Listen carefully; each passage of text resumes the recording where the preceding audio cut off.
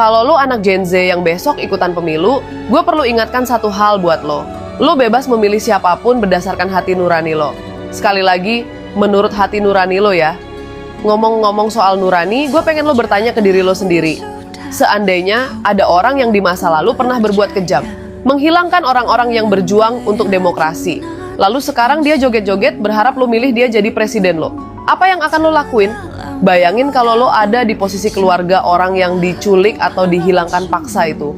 Bayangin kalau seandainya korban penculikan itu adalah orang tua lo atau kerabat terdekat lo. Sudah diculik, lalu lo diminta untuk tidak mengingat masa lalu. Lo diminta untuk menatap masa depan. Lo diminta untuk menonton tingkah gemoynya dan lo dirayu buat milih dia jadi presiden lo. Apa semudah itu? Apa segampang itu menebus dosa penculikan? Lo harus paham sejarah. Lo harus paham soal apa yang dulu pernah terjadi di bangsa ini. Even waktu itu lo belum lahir atau lo masih kecil. Lo tahu kan peristiwa reformasi?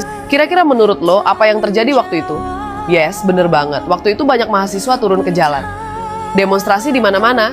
Apa yang mereka tuntut? Mereka menuntut Soeharto mundur. Tapi kira-kira ada apa dengan Pak Harto ya? Kok banyak yang nuntut mundur?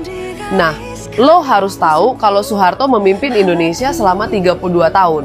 Dia bisa mempertahankan kekuasaannya pada waktu itu karena yang dia pakai adalah tangan besi. Jadi lo nggak perlu heran pada waktu itu yang namanya demokrasi kagak ada. Kalaupun ada, ya hanya sebatas istilah aja. Esensi demokrasi yang dari rakyat untuk rakyat dan oleh rakyat sama sekali nggak terjadi di era Soeharto. Tidak ada demokrasi di era Orde Baru. Soeharto memang banyak jasanya buat bangsa ini. Itu nggak bisa dipungkiri. Tapi lo perlu ingat, selain banyak jasa, Soeharto juga banyak dosa. Orang-orang pada waktu itu tidak boleh berbeda pendapat. Berani lo beda pendapat sama pemerintah, siap-siap hilang. Ini yang terjadi pada banyak aktivis pro-demokrasi pada waktu itu. Nah, sekitar tahun 97 sampai 98, penghilangan aktivis-aktivis demokrasi semakin marak terjadi. Sebagian kecil dari mereka yang diculik itu ada yang pulang, tapi sebagiannya lagi, sampai hari ini tidak ketahuan di mana jasadnya. Hilang, lenyap, tak ada bekas. Serem gak tuh? Dan yang perlu lo tahu, Prabowo pada waktu itu jadi Pangkostrat. Panglimanya Angkatan Darat. Dia yang bikin tim khusus yang namanya Tim Mawar. Lo bisa googling sendiri buat cari tahu detailnya. Tim Mawar ini kemudian menculik para aktivis. Singkat cerita, Tim Mawar ini akhirnya dihukum. Terbukti mereka melakukan penculikan. Dan juragannya yang gak lain adalah Prabowo diberhentikan.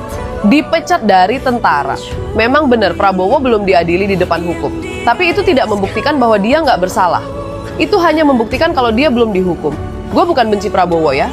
Jujur aja, gue hanya khawatir kalau orang-orang dengan masa lalu anti demokrasi mencoba membajak demokrasi dengan cara yang seolah-olah demokratis. Let's think twice. Jangan sia-siain suara lo ya guys. Indonesia butuh kepedulian lo semua.